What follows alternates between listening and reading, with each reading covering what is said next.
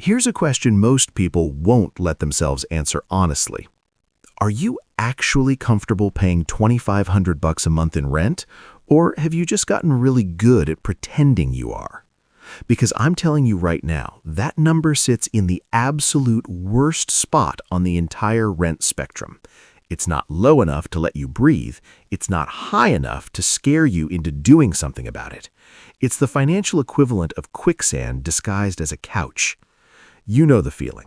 You look at your bank app on the first of the month, see that $2,500 or $2,550 with the pet fee and the amenity charge vanish, and you shrug. It's fine, you tell yourself.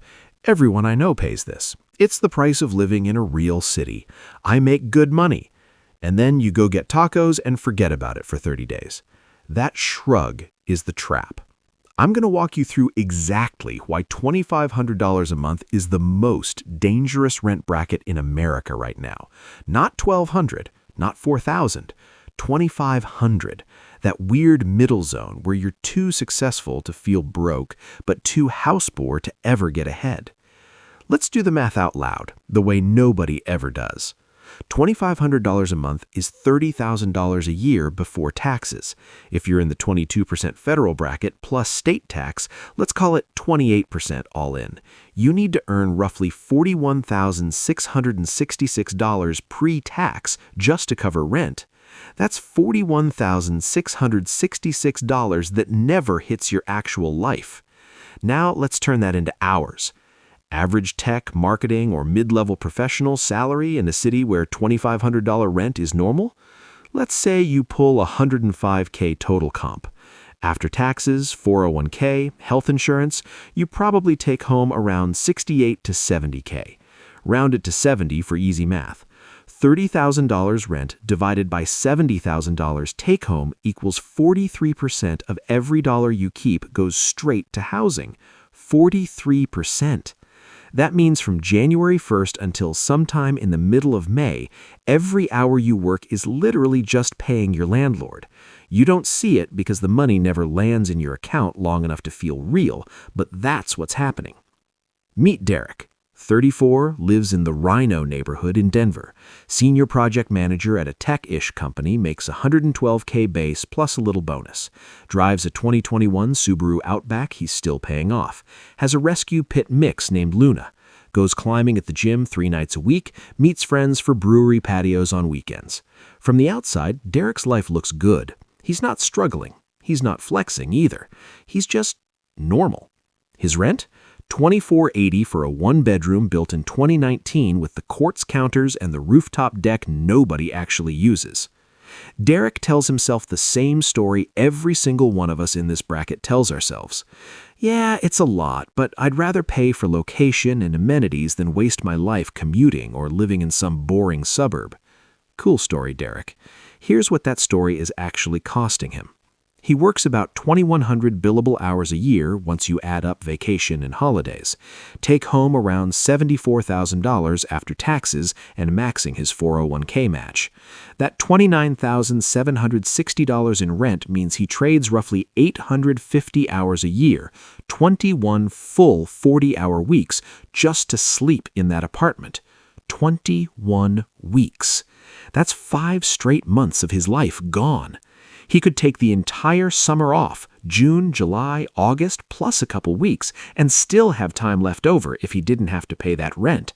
Instead, he wakes up every Monday in February when it's -3 degrees outside, walks Luna in the dark, scrapes ice off the Subaru, and goes to work, so he can keep living 5 minutes closer to the good bars. That's the quiet violence of the $2,500 rent bracket. It doesn't scream at you like a $4,000 mortgage in the Bay Area would. That would force decisions. Move, roommates, side hustle, leave the state, something. And it doesn't feel like suffering like $1,400 in a sketchy part of the town would. That would light a fire under you to grind harder, switch jobs, save every penny. No, $2,500 just simmers. It keeps you in a permanent state of "I'm fine" that slowly cooks every big plan you ever had. Want to start a business? Cool, you've got maybe $800 a month left after rent, insurance, car, student loans, and trying to have a life. Good luck bootstrapping anything on that. Want to buy a house eventually?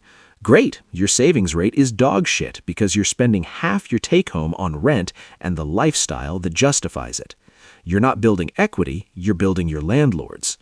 Want to take a year off and travel? Sure, when you've saved enough. Except the math never works because every raise you get just gets absorbed by rent increases and lifestyle creep. You stay on the treadmill convinced the problem is that you don't make enough yet.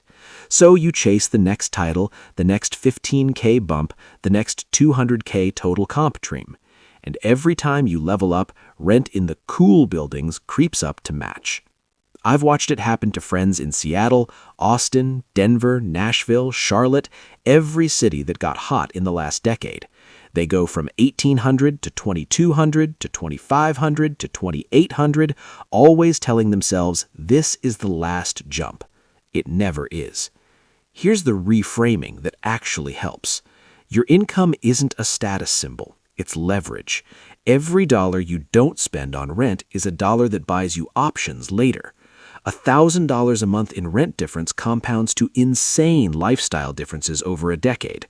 Drop from $2,500 to $1,700, and you just gave yourself $9,600 a year in pure leverage. That's a fully loaded Roth IRA plus a brokerage contribution plus a vacation. Or it's the difference between needing to work until you're 60 versus being done at 52.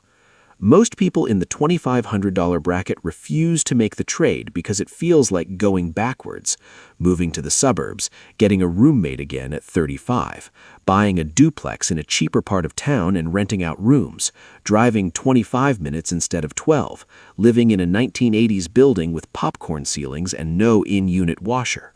Yeah, it's not sexy. But neither is waking up at 42, realizing you've spent 15 years making someone else rich while you've got nothing to show for it except a bunch of stories about rooftop sunsets and overpriced cocktails. Here are the moves that actually work in this bracket. None of them extreme, all of them boring and effective. 1. House hack a duplex or triplex in a B neighborhood. Buy for $550 to $650K, put 5% down FHA, live in one unit, rent the others for enough to cover most of the mortgage. Your housing cost drops to $800 to $1,200 a month, and you're building equity instead of burning it. 2. Move one zip code over to the place your friends call kinda sketchy. That's actually just fine. Shave $400 or $500 a month off rent and bank it. In 2 years, you've got a down payment. 3. Get a roommate again. Yeah, at 34. Split a bigger place, cut your housing in half, stack cash like you're 26 again for 18 months, then bounce with a loaded war chest. 4. Negotiate your current lease like a grown-up. Most people never do. I've seen $200 to $300 a month knocked off just by asking at the right time with the right phrasing. 5. Straight up leave the city for 3 to 5 years. Go remote. Move to a place where $2,500 gets you a mortgage on a 4-bedroom, bank the difference, come back later if you want. Or don't. Most people who do this never come back because they realize the city wasn't the dream, the freedom was. None of these are sexy. None of them get likes on Instagram, but every single one of them buys you years of your life back. The $2,500 rent bracket is dangerous because it feels like winning when it's actually slow motion losing. It's the financial participation trophy of adulthood. You're not poor enough to be desperate. You're not rich enough to be careless. You're just stuck in the most expensive limbo America sells. And the worst part? You'll keep paying it until something forces your hand. A layoff, a breakup, a recession, your landlord selling the building. Or you can decide you're done waiting for permission to stop. Because here's the truth nobody says out loud. The life you actually want isn't waiting for you in a nicer apartment with better views. It's waiting on the other side of admitting that $2,500 a month is not just rent. It's the monthly invoice for a life you haven't decided if you're willing to keep paying for. Choose deliberately.